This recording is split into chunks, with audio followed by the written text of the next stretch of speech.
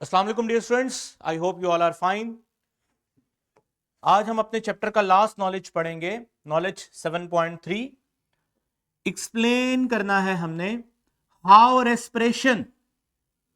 अब रेस्पिरेशन दो तरह की होती है, aerobic and anaerobic. An exothermic process, यानी हमने ये एक्सप्लेन करना है कि जो रेस्पिरेशन है वो एक एक्सोथर्मिक प्रोसेस है, provide energy for biological system and lipids as a reserve store of energy. ये बायोलॉजिकल सिस्टम को आसानी से मैं समझाता हूं। मेरी बॉडी एक बायोलॉजिकल सिस्टम है, आप सबकी बॉडी एक बायोलॉजिकल सिस्टम है। तो इस बायोलॉजिकल सिस्टम के अंदर, इस बायोलॉजिकल सिस्टम के अंदर रेस्पिरेशन दो तरह से होती है, एरोबिक, एनएरोबिक। और इन दोनों तरीकों से हमें एनर्जी मिलती है क्योंकि ये एक्सोथर्मिक प्रोसेस है। और फिर हमारा बायोलॉजिकल सिस्टम इस एनर्जी को कैसे इस्तेमाल करता है, ये हमने पढ़ना है। सबसे पहले स्टूडेंट्स, आपको पता होना चाहिए कि रेस्पिरेशन होती कहां पर है। आप में से कौन बच्चा मुझे बताएगा कि रेस्पिरेशन हमारी बॉडी में तो होती है, इसे कोई डिनाई नहीं करता। बॉडी के कौन सी जगह पे होती है, किस हिस्से में होती है रेस्पिरेशन? शाबाश।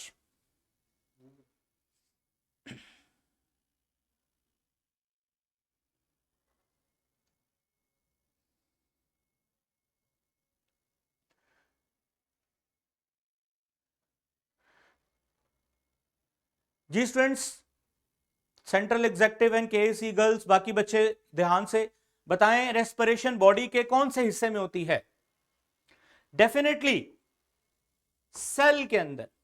तो दैट्स व्हाई हम इसको सेलुलर रेस्पिरेशन का नाम भी देते हैं, क्योंकि रेस्पिरेशन सेल के अंदर होती है। इस तरह पूरी बॉडी में जितने भी सेल्स हैं वो सारे रेस्पिरेशन परफॉर्म करते हैं और बॉडी के लिए एनर्जी का सोर्स बनते हैं। अब रेस्पिरेशन में होता क्या है? ग्लूकोज ऑक्सीजन से मिलता है और रिएक्शन के नतीजे में कार्बन डाइऑक्साइड बनती है, वाटर, और साथ में एनर्जी रिलीज होती है। ये जो एनर्जी होती है ये हमारी बॉडी इस्तेमाल करती है टू डू वर्क, काम करने के लिए। ठीक है, this is called cellular respiration.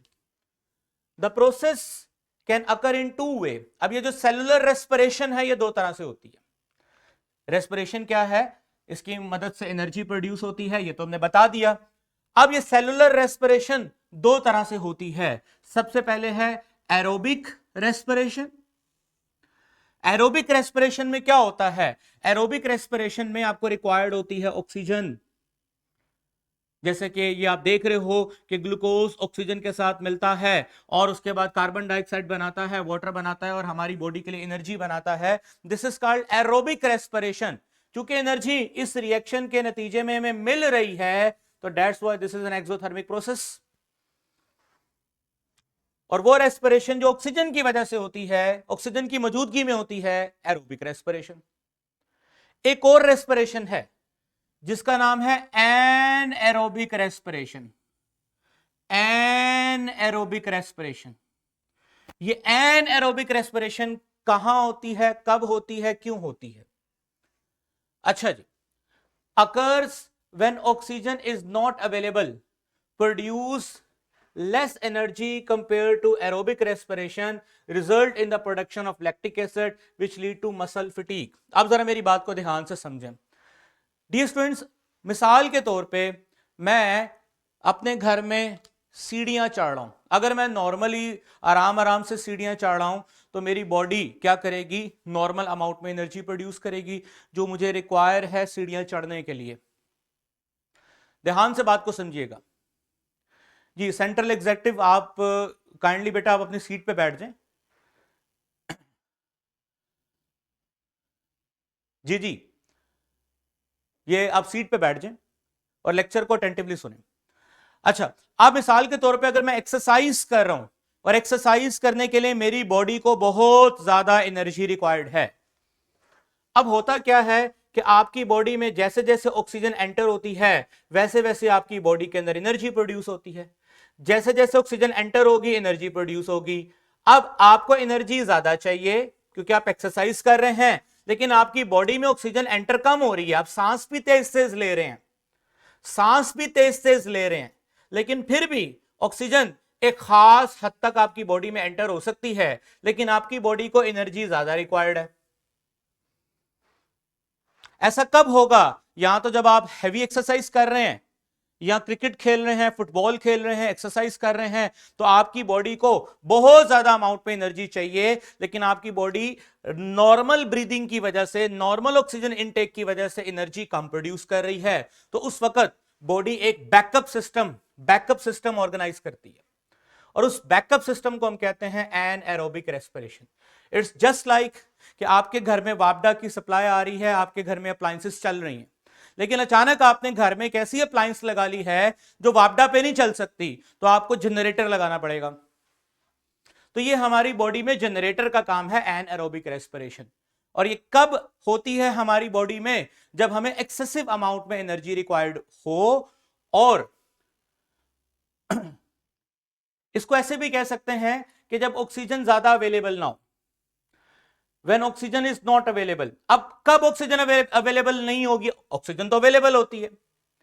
Normally जब हम एक्सरसाइज करते हैं तो जितनी ऑक्सीजन हमें रिक्वायर्ड है बॉडी के अंदर, उतनी हमें मिल नहीं रही होती। जितनी हमें ऑक्सीजन रिक्वायर्ड है बॉडी के अंदर एक्सरसाइज के दौरान, उतनी हमें मिल नहीं रही होती। तो इसलिए हम कह देते हैं कि जब ऑक्सीजन अवेलेबल ना हो। अब इसके लिए होता क्या है? वही glucose limited supply of oxygen के अंदर रेस्पिरेशन करता है और ग्लूकोज एटीपी जनरेट करता है। ये नीचे इक्वेशन लिखी हुई है। ग्लूकोज, हमें डिटेल इक्वेशन नहीं पढ़नी, वो बायो में पढ़ोगे। Glucose limited supply of oxygen में रिएक्शन करता है और हमारी बॉडी में एटीपी प्रोड्यूस करता है, लेकिन साथ साथ लैक्टिक एसिड भी बनाता है, लैक्टिक एसिड। अब ये जो लैक्टिक एसिड होता है, ये मसल फिटीग का बाइस बनता है। मसल फिटीग का मतलब क्या है कि जब आप एक्सरसाइज करते हैं तो आपको क्रैम्स आते हैं, बाजुओं में क्रैम्स आते हैं, ठीक है, चेस्ट पे क्रैम्स आते हैं, टांगों में क्रैम्स आते हैं। वो क्रैम्स के आने की वजह क्या होती है? Lactic acid. जब आपकी बॉडी में लैक्टिक एसिड प्रोड्यूस होगा जिस जगह पे, वहां पे क्रैम्स आएंगे। और क्रैम्स कब आते हैं? अगेन जब आप क्या करते हैं? एक्सरसाइज करते हैं।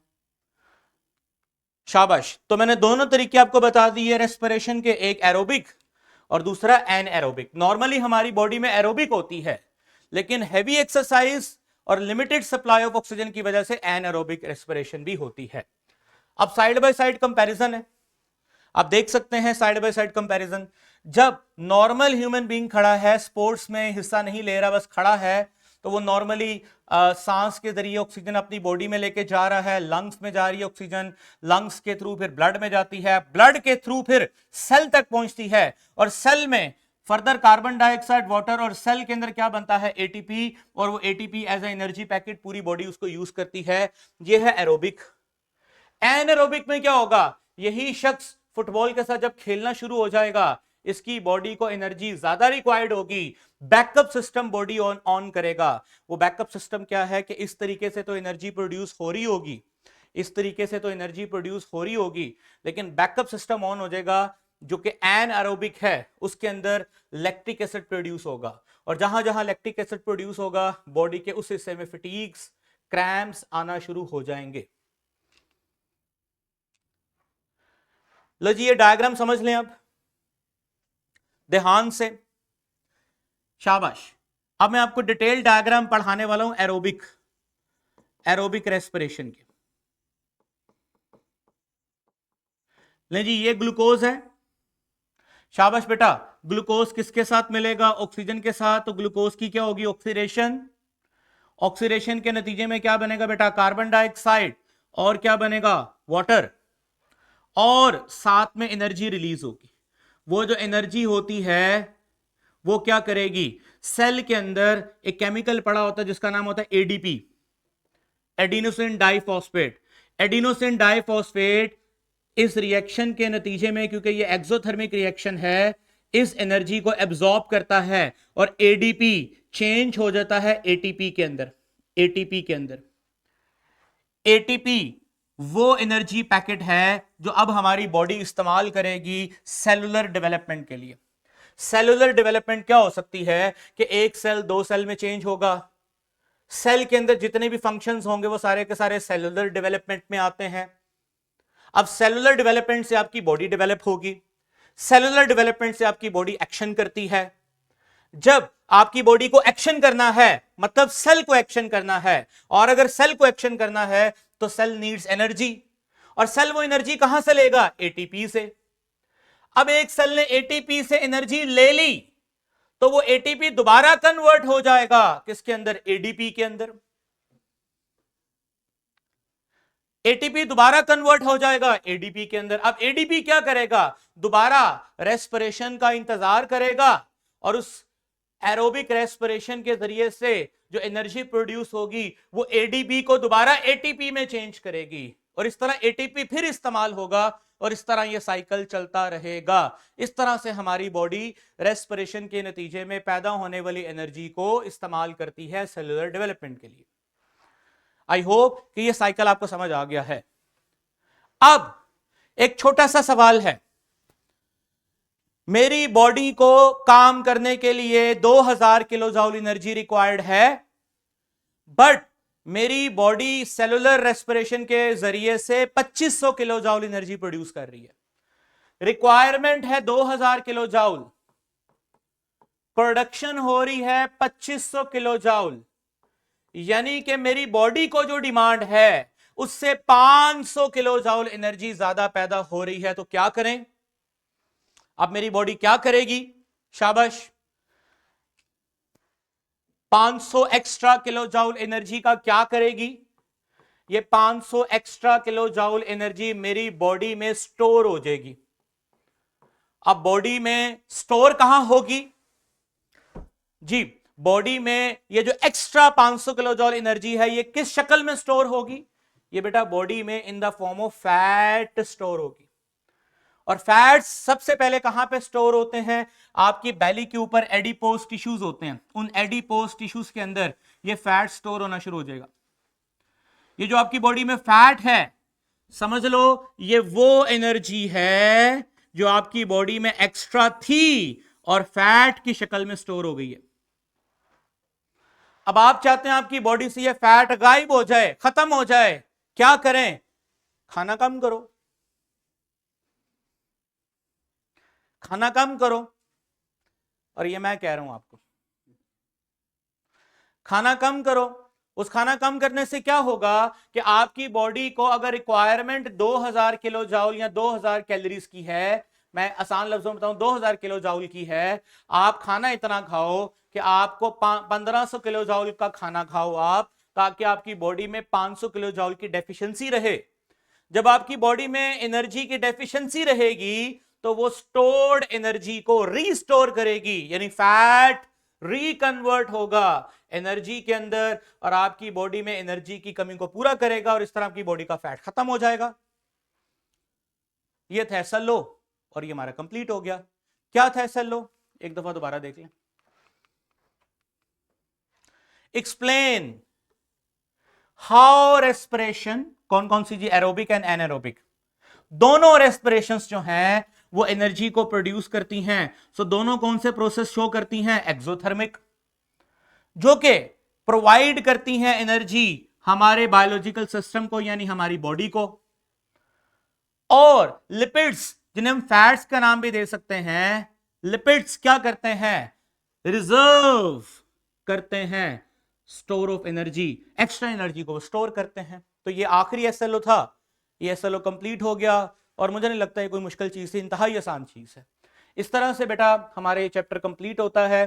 टीचर्स से गुजारिश है कि वो ये यहां तक का चैप्टर एक्सप्लोर करवाएं, बच्चों से देख लें, असेसमेंट कर लें। किसी भी किस्म का प्रॉब्लम है तो आप बच्चों का वो देखें, मुझे बताएं। कल यानी नेक्स्ट लेक्चर में हम इंशाल्लाह केमिकल इक्विलिब्रियम का चैप्टर स्टार्ट करेंगे और केमिकल इक्विलिब्रियम का चैप्टर 2 लेक्चर्स के अंदर खत्म हो जाएगा, क्योंकि उसकी मेरे पास जबरदस्त सिमुलेशंस बड़ी हैं। 2 लेक्चर्स के अंदर केमिकल इक्विलिब्रियम का चैप्टर हमारा खत्म हो जाएगा।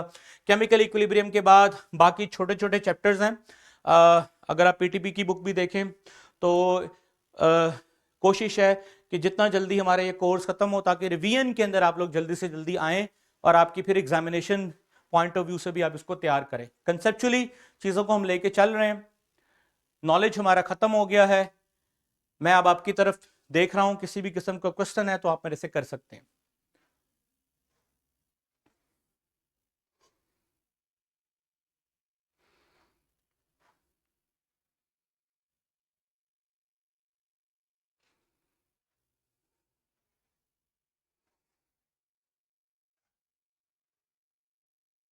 ठीक है, रिकॉर्डिंग ओके।